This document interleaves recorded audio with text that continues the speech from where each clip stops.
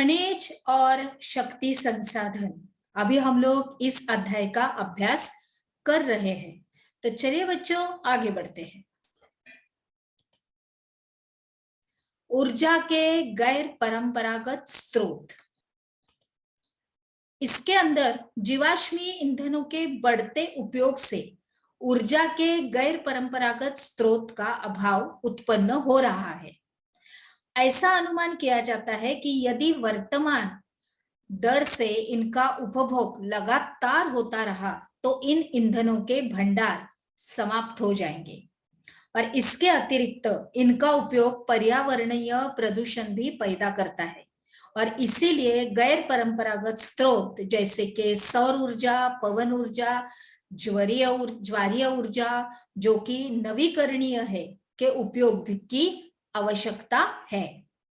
अभी सौर ऊर्जा, सूर्य की ऊष्मा और प्रकाश हमारे द्वारा प्रतिदिन अनुभव की जा सकती है और सूर्य से प्राप्त सौर ऊर्जा और सौर सेलों में विद्युत उत्पन्न करने के लिए प्रयोग की जा सकती है।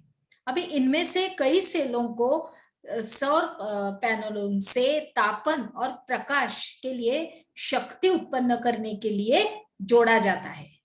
अभी धूप की प्रचुरता वाले उष्ण कटिबंधीय देशों के लिए सौर ऊर्जा के उपयोग की प्रौद्योगिकी बहुत ही लाभदायक है। अभी सौर ऊर्जा उपयोग का सौर तापक, सौर कुकर, सोलर ड्रायर के साथ साथ समुदाय को रोशनी देने और यातायात संकेतों में भी होता है। अभी यहाँ पर हम लोग देख रहे हैं पवन ऊर्जा। पवन ऊर्जा का एक असमाप्य स्रोत है। पवन चक्कियों का उपयोग अनाजों को पीसने और जल निकालने के लिए चिरकाल से चला आ रहा है। वर्तमान पवन चक्कियों में तीव्र गति से चलती हवाएं पवन चक्की को घुमाती है जो विद्युत उत्पादन करने के लिए जनरेटर से जुड़ी होती है।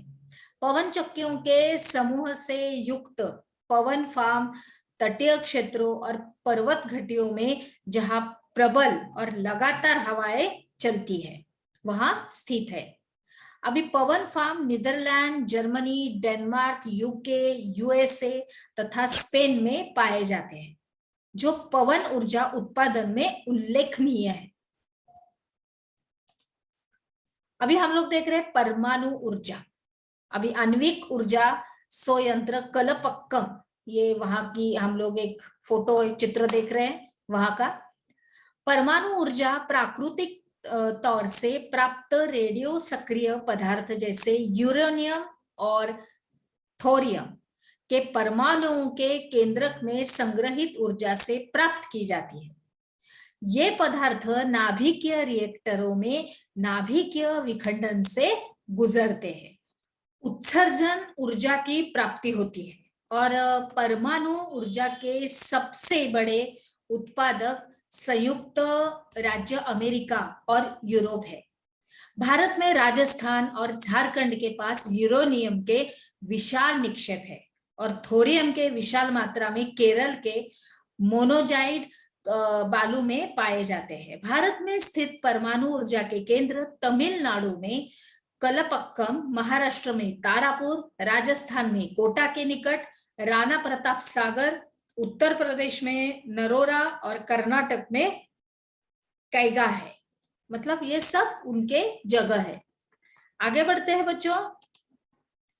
अभी हम लोग देख रहे हैं भूतापीय ऊर्जा। अभी मणिकरण में भूतापीय ऊर्जा और भूतापीय ऊर्जा की सहायता से भोजन पकाना का हम लोग यहाँ पे एक चित्र देख रहे हैं क और ख में, चित्र क्रमांक क और चित्र क्रमांक ख में। ताप ऊर्जा जो पृथ्वी से प्राप्त की जाती है भूतापीय ऊर्जा कहलाती है। पृथ्वी के अंदर गहराई बढ़ने के साथ तापमान में लगातार वृद्धि होती जाती है और कभी-कभी यह तापमान ऊर्जा भूसतह पर गर्म जल के झरनों के रूप में प्रकट हो सकती है और यह ताप ऊर्जा शक्ति उत्पादन करने में प्रयुक्त की जा सकती है और वर्षों से गर्म जल के स्रोतों के रूप में भूतापीय ऊर्जा खाना बनाने, ऊष्मा प्राप्त करने और नहाने के लिए प्रयोग में लाई जाती है। यूएमए विश्व का सबसे बड़ा भूतापीय ऊर्जा का संयंत्र है और इसके बाद न्यूजीलैंड, आइसलैंड, फिलीपींस और मध्य अमेरिका है। और भारत में भूतापीय ऊर्जा के संयंत्र हिमाचल प्रदेश में मणिकरण और लद्दाख में घुमा घाटी में स्थित है। अभी आगे बढ़ते हैं। ज्वारीय ऊर्जा, ये किसको कहते हैं देखते हैं हम लोग। ज्वार से उत्पन्न ऊर्जा को ज्वारीय ऊर्जा कहते हैं और इस ऊर्जा का विदोहन समुद्र के सैकड़े मुहाने में बांध के निर्माण से किया जाता है। उच्च ज्वार के समय ज्वारों की ऊर्जा का उपयोग बांध में स्थापित टरबाइन को घुमाने के लिए किया जाता है। और रूस, फ्रांस और भारत में कच्छ की खाड़ी में विशाल ज्वारीय मील के क्षेत्र है। अभी हम लोग देख रहे हैं बायोगैस। जैविक अपविष्ट जैसे मृत पौधे और जंतुओं के अवशेष, पशुओं का गोबर, रसोई के अपशिष्ट को गैसीय ईंधन में बदला जा सकता है, इसे बायोगैस कहते हैं। अभी हम लोग देखते हैं कि ऊर्जा सर्वव्यापी है, लेकिन इस ऊर्जा का विदोहन बहुत ही कठिन और खर्चीला है और हम में से प्रत्येक व्यक्ति ऊर्जा को नष्ट न करके एक भिन्नता इसमें ला सकता है और ऊर्जा की बचत ही ऊर्जा का उत्पादन है। अभी कार्य करें एवं ऊर्जा के भविष्य को सुनहरा हमें बनाना है। यहाँ पर हम लोग चित्र देख रहे हैं, एक चित्र है बायोगैस की और दूसरा चित्र है ज्वारीय ऊर्जा, यानी कि निम्न ज्वार भाटा का उपयोग विद्युत उत्पन्न करने में होता है और इसका ये चित्र हम लोग देख रहे हैं। तो चले आगे बढ़ते हैं। हमने क्या सीखा इसके अंतर्गत आपको कोयला के बारे में लिखिए।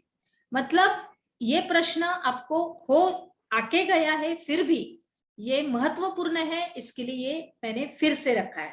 तो इस प्रश्न का उत्तर आपको अपनी नोटबुक में लिखना है। तो चलिए आगे बढ़ते हैं।